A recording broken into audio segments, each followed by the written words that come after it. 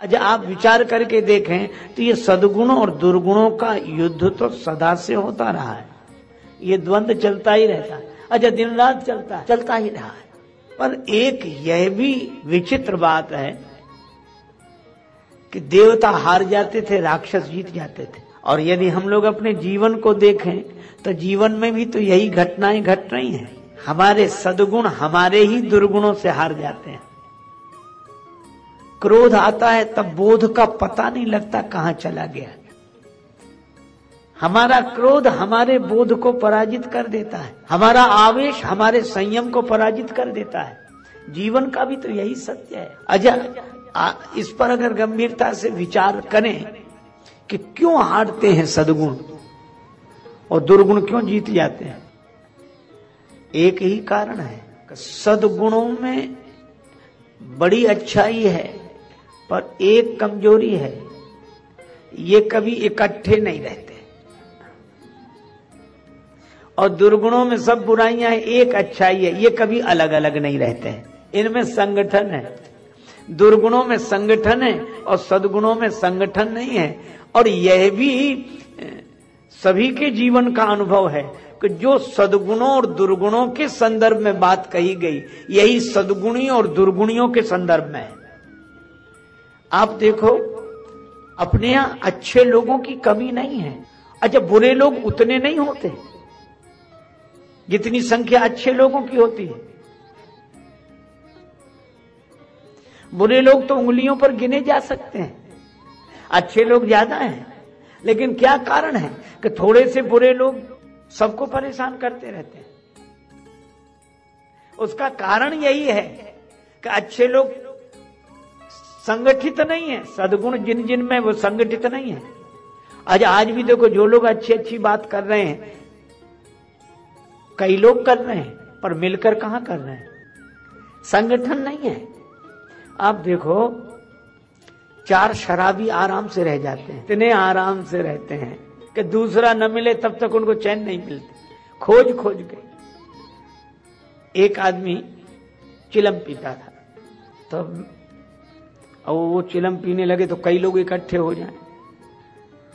तो मैंने उससे कहा कि तुम पीते हो तो वैसे तो पीना अच्छा नहीं, और पीते हो तो अकेले ही पिया करो, इतनों को काहे को बिगाड़ते हो, ये सब इकट्ठे होते हैं।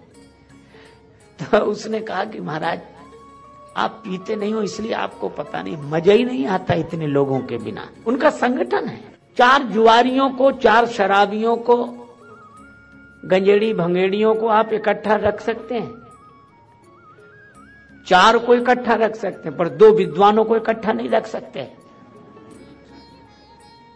और उसका कारण केवल इतना, मैं बहुत बार सोचता रहा, अगर विद्वान संगठित हो जाएं, साधु संगठित हो जाएं तो कितना अच्छा, अच्छे लोग सब संगठित हो जाएं, पर होते नहीं। मैं बहुत बार सोचता रहा कि क्यों ऐसा होता है। तो उत्तर मुझे एक ही समझ में आया कि शराबियों को गालियां मिलती हैं, जुआरियों को गालियां मिलती हैं, निंदा होती है, और विद्वानों की, संतों की पूजा होती है। और यह मानवीय दुर्बलता है कि निंदा आदमी मिलकर भोगना चाहता है और प्रशंसा अकेले ही पाना चाहता है। गाली मिले तो सबको मिले, और प्रशंसा हो तो केवल हमारी हो, प्रशंसा हो तो केवल हमारी हो। एक गुण आता है, दूसरा जाने लगता है। उदाहरण के लिए जैसे सत्य और शील, सत्य भी गुण है और शील भी गुण है, पर शील है दूसरे के हृदय का ख्याल रखना, भावना को देखना कि इसे बुरा न लगे, शील है। और सत्य कहता है कि लगे तो लगे। आपने सत्य बोला कि शील गया, और किसी का शील रखोगे तो सत्य गया। ये इकट्ठे ही नहीं रहते हैं। सत्य कहता है शील को रखो तो हमें छोड़ो, और शील कहता है हमें रखना है तो सत्य को छोड़ो। ये इकट्ठे नहीं रहते।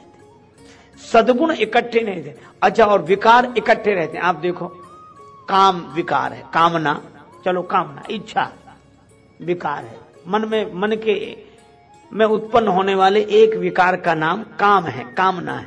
कामना उत्पन्न हुई और इसमें विघ्न पड़ा, क्रोध को बुलाना नहीं पड़ा। क्रोध ने नहीं कहा कि तुम ही निपटो, हम काहे को आए।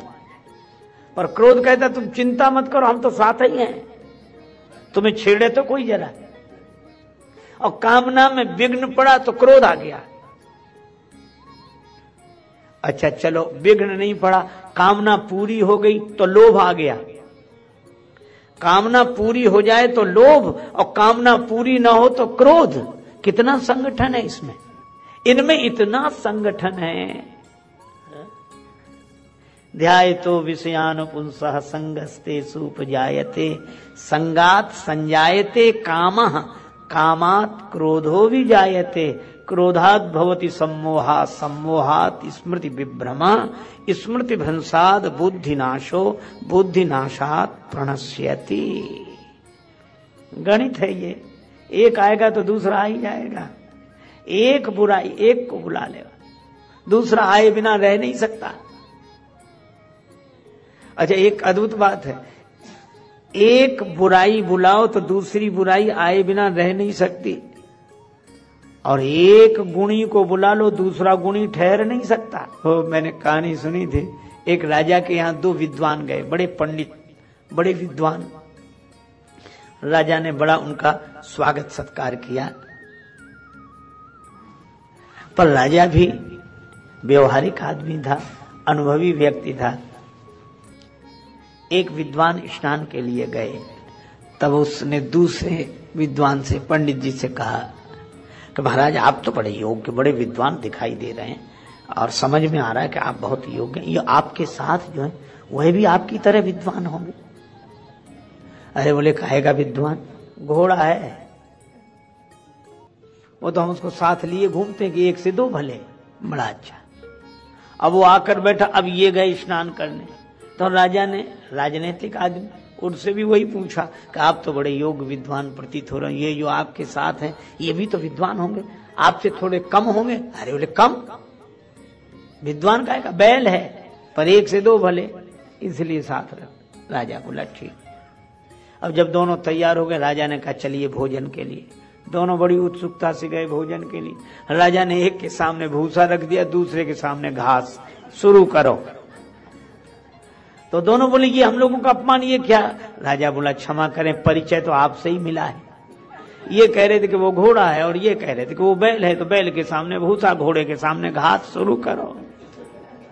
और ये कहानी संकेत क्या करती है कि अगर प्रतिभावान लोग एक दूसरे की निंदा में पड़े रहेंगे, अच्छे लोग अगर एक दूसरे के विरोध में पड़े रहेंगे, तो समाज से आप क्या आशा करते हैं? भूसा और घास ही मिलेगा और कुछ नहीं मिलने वाला है। राजा ने कहा कि पहले संगठित तो हो जाओ।